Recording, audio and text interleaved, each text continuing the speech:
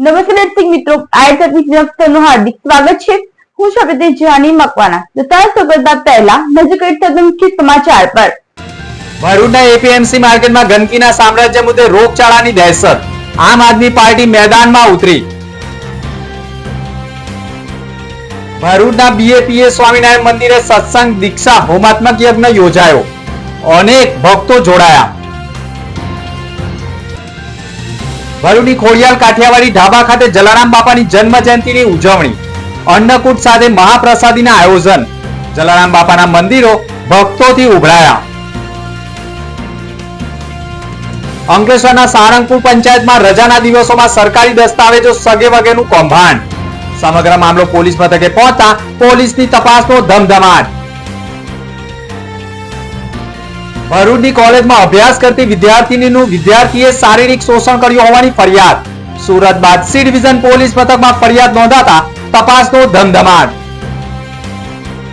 Bharuch C division police મથકમાં ભોગ બનનાર ફરિયાદીએ ફરિયાદ નોંધાવી છે, જેમાં તેણે આક્ષેપ કર્યા છે કે ફરિયાદી વર્ષ 2021થી ભરૂચની કોલેજમાં એડમિશન મેળવી ઘરેથી ટ્રેન મારફતે કોલેજ સુધી અપડાઉન કરતી અને તે દરમિયાન ક્લાસમાં અભ્યાસ કરતા ભરૂચની વસીલા સોસાયટીમાં રહેતા વિદ્યાર્થી વસીમ ફારૂક રાજ સાથે પરીક્ષા માર્ચ 2022 પૂર્ણ થયા બાદ વેકેશન દરમિયાન વસીમ ફારૂક રાજ ના મોબાઈલ ઉપરથી ફરિયાદીને સોશિયલ મીડિયા એપ જેવી કે સ્નેપચેટ, વોટ્સએપ તેમજ ઇન્સ્ટાગ્રામ ઉપર સપ્ટેમ્બર 2022માં વેકેશન દરમિયાન પ્રેમભરી વાતો થતાં એકબીજાને પ્રેમનો એકરાર થયેલો।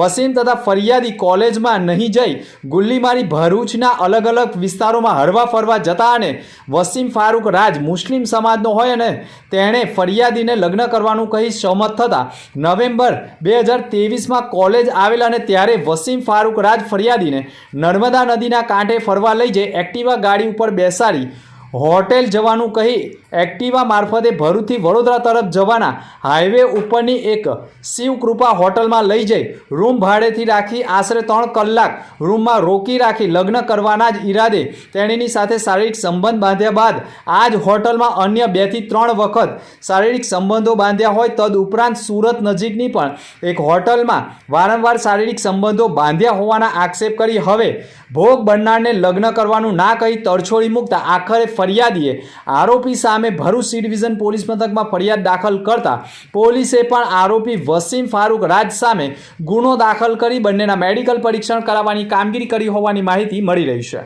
ભરૂચ સી ડિવિઝન પોલીસ મથકમાં ફરિયાદી અજય વસાવા રહે મક્તમપુર ટેકરા ફર્યો ભરૂચનાઓએ ફરિયાદ નોંધાવી છે કે જેમાં તેણે આક્ષેપ કર્યા છે કે આરોપીની પત્ની સાથે ફરિયાદીના આડા સંબંધ હોવાની શંકા વહેમ રાખી ફરિયાદીના ઘરે પહોંચી આરોપી આકાશ ઉર્ફે ડેટલો, દીપક તથા ભદ્રેશ અને નૈનેશ ઉર્ફે હનુમાન તમામ રહે મક્તમપુરનાઓએ ફરિયાદીના ઘર નજીક ધસી આવી હુમલો કરતા હુમલાખોરનું હાથમાં પહેરેલું કડું મુક્કા મારેલ હોય, જે કડું વાગતા લોહી નીકળેલું હોય, નજીકમાં રહેલ છૂટા પથ્થરો મારેલા તથા અન્ય લોકો પણ રિક્ષામાંથી કૂદી આવીને હુમલો કરતા ઈજાગ્રસ્તોને સારવારથી રિક્ષા મારફતે ખસેડતા ઈજાગ્રસ્તોની ફરિયાદના આધારે પોલીસે 4 હુમલાખોરો સામે ગુનો દાખલ કરી ધરપકડના ચક્રુગતિમાન કર્યા છે। અંકલેશ્વરના સારંગપુર ગ્રામ પંચાયતની હદમાં મોટું કૌભાંડ થયું હોવાની માહિતીને લઈ અક્ષય રાજેશ પટેલ કે જેઓ સારંગપુર ગામના રહીશ છે અને તેઓ છેલ્લા 4 મહિનાથી સારંગપુર ગ્રામ પંચાયતની હદમાં થયેલા 1 કરોડ ઉપરાંતના કામોની માહિતી માંગવામાં આવતા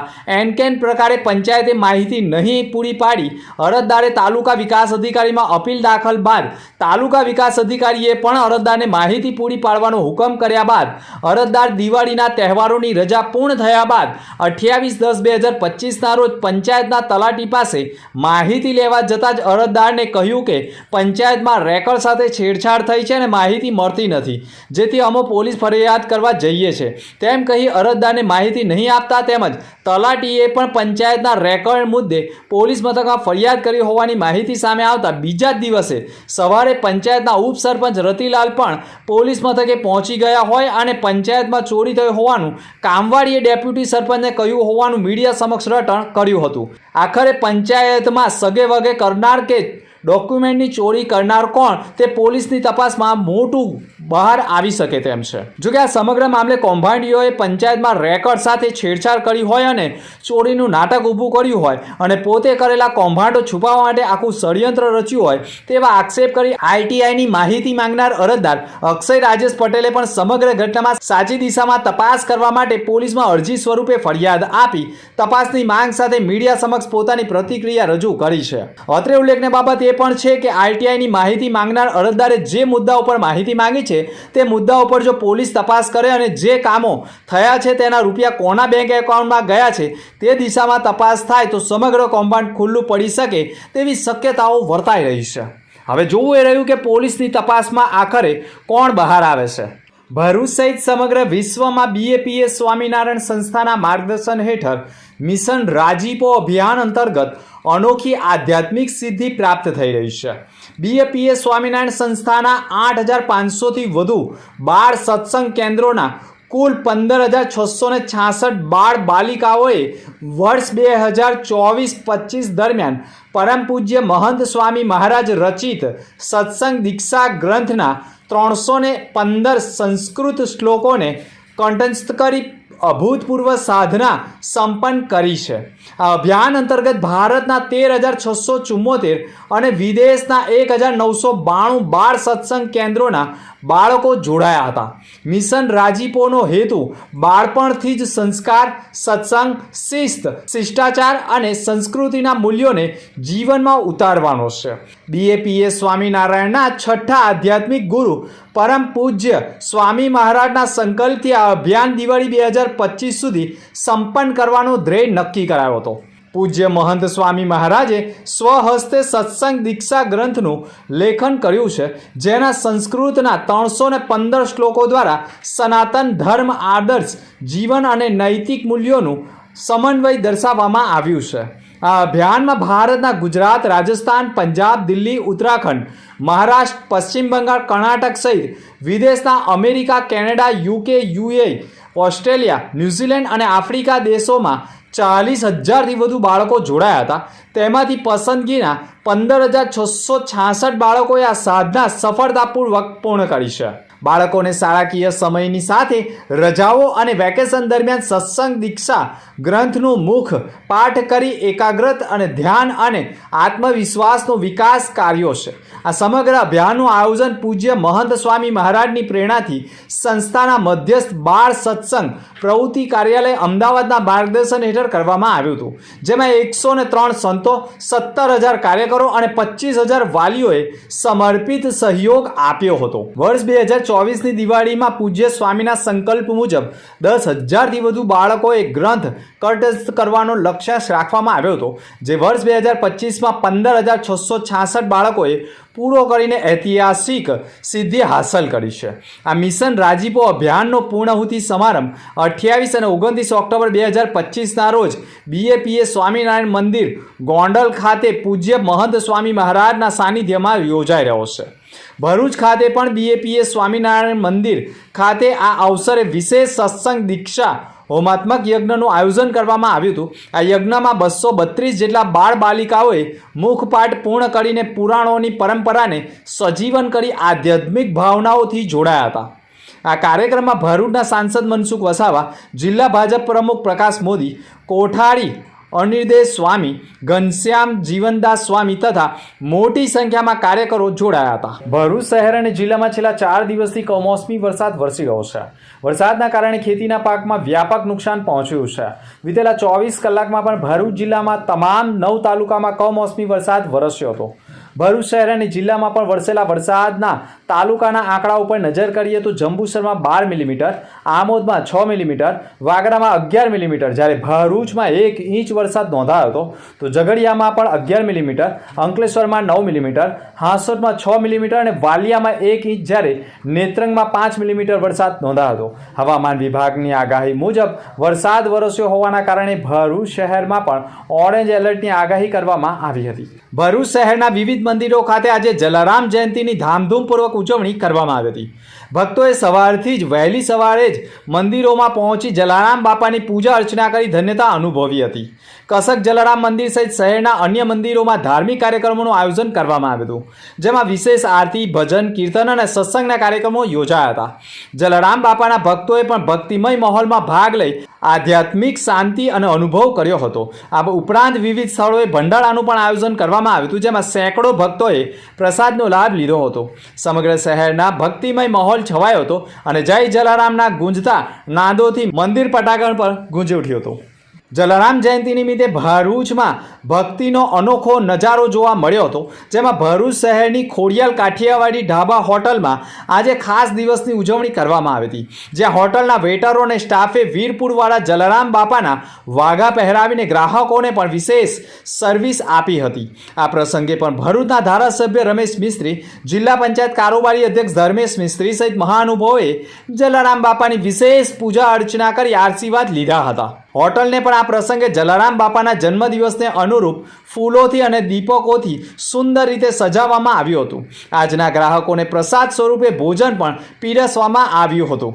વીરપુરવાળા જલારામ બાપા જે ભક્તિ, સેવા અને દાનના પ્રતીક માનવામાં આવે છે, તેમનું જીવન માનવતાના માર્ગે ચલાવવાની પ્રેરણા આપે છે. જે નર સેવા એ જ નારાયણ સેવાના સિદ્ધાંતને અનુસરતા જલારામ બાપાએ ગરીબ અને જરૂરિયાતમંદોની સેવા કરીને ભક્તિના સાચા અર્થ જીવ્યા હોવાનું પણ માનવામાં આવે છે.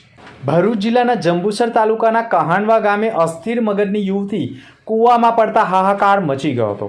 યુવતીને ભરૂચ અને જંબુસરની ફાયર વિભાગની ટીમે રેસ્ક્યુ કરી મૃત હાલતમાં બહાર કાઢી હતી.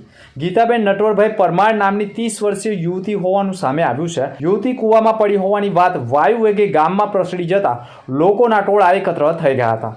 સમગ્ર ઘટનાની જાણ વેડજ પોલીસને થતાં વેડજ પોલીસ કાફલો પણ ઘટના સ્થળે દોડી આવ્યો હતો. સમગ્ર ઘટનાની જાણ જંબુસર તેમજ ભરૂચ ફાયર વિભાગને કરતા બંને ફાયર વિભાગની ટીમોએ કહાનવા ગામે દોડી આવી મૃતદેહને બહાર કાઢ્યો હતો. ફાયર વિભાગની ટીમે યુવતીને કૂવામાંથી બહાર કાઢી તેની ઓળખ કરવા સાથે તેના પરિવારજનોની બોલાવવામાં આવ્યા હતા અને આખરે યુવતી અસ્થિર મગજની હોય અને કૂવામાં પડી ગઈ હોય, જેના કારણે મોત થયું હોવાનું અનુમાન લગાવાઈ રહ્યું છે. ભરૂચ જિલ્લાના અંકલેશ્વર વાલિયા ચોકડી વિસ્તારમાં એક મહિલા ઘરથી વિખૂટી પડી છે અને છેલ્લા 3 કલાકથી આંટાફેરા મારી રહી છે, જેની મદદે 112 જનરક્ષક અંકલેશ્વર રૂરલ પોલીસ સ્ટેશનથી ગાડી નંબર GJ18 BW 3215માં ટીમ પહોંચી મહિલાની પૂછપરછ કરતા તેણીએ પોતાના ઘર નજીકનું લોકેશન દર્શાવતા મહિલાને 112 ગાડીમાં તેના ઘર રાગીણી વૃંદાવન સોસાયટી સુધી પહોંચાડી પરિવાર સાથે ભેટો કરાવતા લાગણીસભર દ્રશ્યો સર્જાયા હતા અને મહિલાએ પણ જનરક્ષક ટીમનો આભાર વ્યક્ત કરી ખરેખર જનરક્ષક ટીમ મહિલાઓ માટે આશીર્વાદરૂપ બની રહી હોવાનો અનુભવ કર્યો છે. તાજેતરમાં જ ગયા વર્ષમાં 4 કરોડથી વધારે રકમ APMC સંચાલકોએ વેપારી પાસેથી વસૂલી, તેમ છતાં ગંદકીનું સામ્રાજ્ય જોવા મળતું હોવાના આક્ષેપ આમ આદમી પાર્ટીના પિયુષ પટેલે કર્યા છે. ભરૂચનું APMC માર્કેટ, જ્યાં ટોયલેટની પણ વ્યવસ્થા ખૂબ જ ગંદકીભરી સ્થિતિમાં છે અને રોડ, રસ્તા અને પીવાના પાણીની પણ વ્યવસ્થા નથી તેવા આક્ષેપ થયા છે. આગામી 10 દિવસમાં આ ગંદકીનું સામ્રાજ્ય દૂર ન થાય, આમ આદમી પાર્ટી આ મુદ્દે ખાસ આયોજન કરશે અને APMC ઓફિસનો ઘેરાવો કરશે તેવી ચીમકી આપી છે. ભરૂચ APMC માર્કેટની હાલત છેલ્લા કેટલાય સમયથી કફોડી બની ગઈ છે. ખેડૂતોને તેમના માલના યોગ્ય ભાવ નથી મળતા, સુવિધાનો અભાવ છે અને વ્યવસ્થાપન સંપૂર્ણપણે નિષ્ફળ સાબિત થયું છે. ખેડૂતોના હિતોને અનુલક્ષીને આમ આદમી પાર્ટી આ મુદ્દે ગંભીરતા ઉઠાવી રહ્યું છે. ગુજરાતના ખેડૂતોએ જે મુશ્કેલીઓનો સામનો કરવો પડી રહ્યો છે તેને ધ્યાનમાં રાખી આમ આદમી પાર્ટી દ્વારા સુરેન્દ્રનગર ખાતે પણ મહાપંચાયતનું આયોજન કરવામાં આવ્યું છે. આ મહાપંચાયત દ્વારા પણ ખેડૂતોના હકોની લડતને વધુ મજબૂત બનાવવામાં આવશે. સરકારને વળતર તેમજ માર્કેટ સુધારા અંગે પગલાં લેવા માટે પણ દબાણ કરવામાં આવશે. ખેડૂત હિત માટે લડતી આમ આદમી પાર્ટી સૌને આ મહાપંચાયતમાં જોડાવા અપીલ કરી છે. ભરૂચ APMCમાં ગંદકીના સામ્રાજ્ય સામે આમ આદમી પાર્ટી લાલઘૂમ બન્યું હતું. અંદરમુખી સમાચાર પર ફરી એક નજર. ભરૂચના APMC માર્કેટમાં ગંદકીના સામ્રાજ્ય મુદ્દે રોગચાળાની દહેશત, આમ આદમી પાર્ટી મેદાનમાં ઉતરી. ભરૂચના BAPA સ્વામિનારાયણ મંદિરે સત્સંગ, દીક્ષા, હોમાત્મક યજ્ઞ યોજાયો. અનેક ભક્તો જોડાયા. ભરૂચની ખોડિયાલ કાઠિયાવાડી ઢાબા ખાતે જલારામ બાપાની જન્મ જયંતિની ઉજવણી, અન્નકૂટ સાથે મહાપ્રસાદીના આયોજન. જલારામ બાપાના મંદિરો ભક્તોથી ઉભરાયા. અંકલેશ્વરના સાળંગપુર પંચાયતમાં રજાના દિવસોમાં સરકારી દસ્તાવેજો સગે વગેનું કૌભાંડ. સમગ્ર મામલો પોલીસ મથકે પહોંચતા પોલીસની તપાસનો ધમધમાટ. ભરૂચની કોલેજમાં અભ્યાસ કરતી વિદ્યાર્થીનીનું વિદ્યાર્થીએ શારીરિક શોષણ કર્યું હોવાની ફરિયાદ. સુરત બાદ સી ડિવિઝન પોલીસ મથકમાં ફરિયાદ નોંધાતા તપાસનો ધમધમાટ. તો અદ્યતન સમાચાર નવા સમાચાર ફરી મળીશું. નમસ્કાર.